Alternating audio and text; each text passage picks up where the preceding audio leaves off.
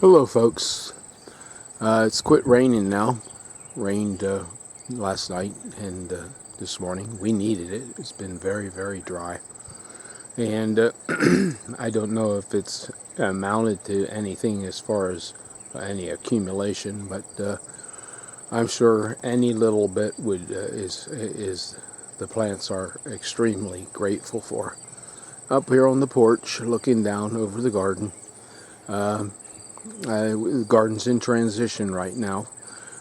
We went from the crops that we plant in the spring to the summer transition for fall crops. We'll go down into the garden, but from up here you can see that the scarlet runner beans are just absolutely beautiful. Oops, gotta move. When I have it like that, I had to move very slowly. Okay, we'll go down and take a look. I'm standing here at one of my African blue basils, and I don't know if you can see the little guys, but there's some motion, not as much as there was years past. This one over there, that one there, I can see there's a couple on there, butterfly. But the bees are extremely scarce, and that's disheartening to me. There's the now I've people say, oh, you can't grow almonds in northern climate. I live in 5B zone, and that's an almond tree. Looks like a peach, grows like a peach, fruits like a peach, but the inside is an almond. And then over there is a little, at the corner of the chicken house, tree.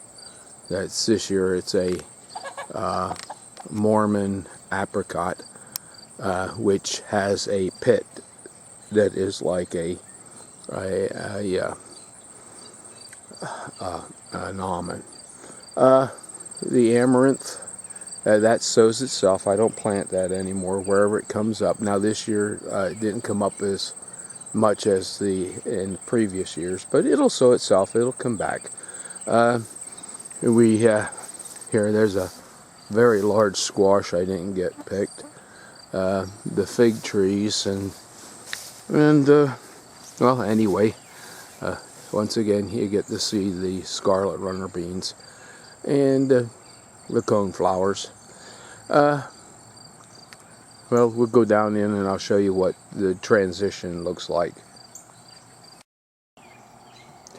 Okay, we're standing down here in the garden, and this here was, well, the scarlet runner. You can see how fast they grew up those, up the sticks I put up, and that one there, you can see the sticks aren't long enough, and they're taller than me.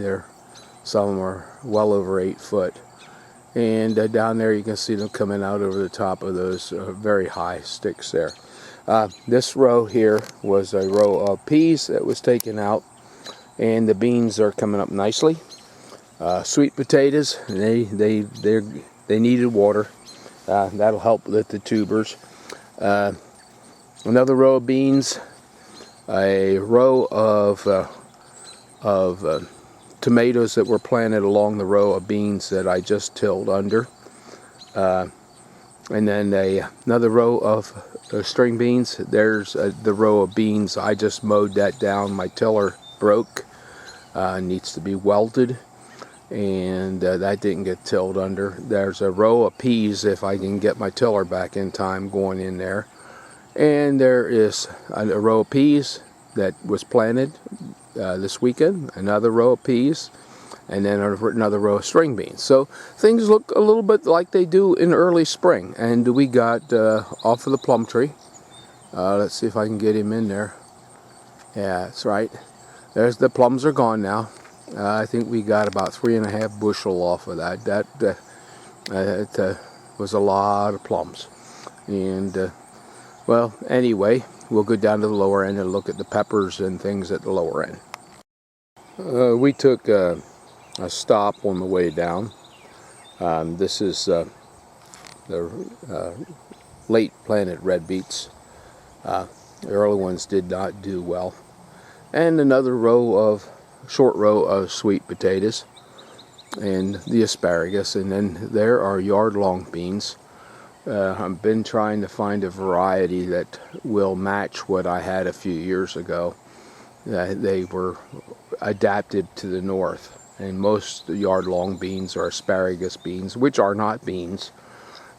Look like beans, taste like beans, eat like beans, but looked it up and they're not a bean. But anyway, they do like very fertile ground, and unlike a bean, beans fix nitrogen. These guys like nitrogen. We'll go down. There's the asparagus. And go down and look at the peppers. Here we're at the lower end, and over there you can see the cabbage. I just did a whole canner, blanched a whole canner from the bottom to the top full of cabbage, tight. It's cooling right now. I got probably 2 more canners full that will need to be blanched and frozen. And the potatoes, they'll soon need to be taken out. Normally the stalks are dead by this time of year, but this year we got them in, we got them in over a month late. These were about 6 weeks later than usual. Another row of sweet potatoes. This really, for the longest time, this seemed to not take off very well, but they're doing well right now. And the garden's a little muddy, but I've been picking peppers. I picked probably about close to 3 bushels so far off of these 2 lower rows here. There's a row of eggplant, these 2 lower rows, and I had 2 for breakfast that were red. And I'll give you, I don't know if you can see here, whoops, see here or not. Whoops, yeah, whoops, the leaf is in the way. But we got some really large peppers, and picked them off. I try to keep the ones off of the ground, because if they're down on the ground and it's damp, they go bad. And there's a lot were bad. Now here is I've been eating quite a few of these. They are just absolutely beautiful, and hopefully, yeah, that'll show up in the picture. And these are what are called Chinese 5 colors, and yes, they are hot. And here's another one here that has got quite a bit of color to it. I have quite a few of them out through there. We have quite a few hot peppers. We have probably better than 4 rows all told, 2 down here and 2 behind the trailer. Okay, we'll go up and I'll show you a little bit of disappointment in the garden this week. Earlier in the week, I had come up to the corn patch, and there was all this corn. I don't know if you can see it or not, knocked down, open up, and ripped down, and tore off. And of course, you can see some of the ears are eaten off, some only partially eaten off. But anyway, today I came up and I was checking, and of course I put traps out, live trap, and I caught a skunk. And they're quite bad around here, but they're not eating the corn. Then I came out through the patch today and noticed that all the way down the patch, there's corn knocked down with only partially eaten ears. There you can see. It's just disheartening. It looks like a windstorm went through, and of course here and there you can see I did catch, I believe I told you, 1 groundhog, but I mean this end of the garden, more than half of the corn is just decimated in only a short order of time. I mean, just chew a little bit, not the whole ear, just knock it down and take a couple bites and go to the next one. I mean, it's amazing what rodents will do. I mean, well, needless to say, you know, when you have to work, you can't sit and babysit this stuff. You can hope to catch them, but there seems to be so many that, well, that I don't know. Hopefully I'll get enough. I don't eat a lot of corn. I don't put a lot of corn away for us, but my brother, sister, and my mom's going now. They were big on for eating corn, and well, this was for them.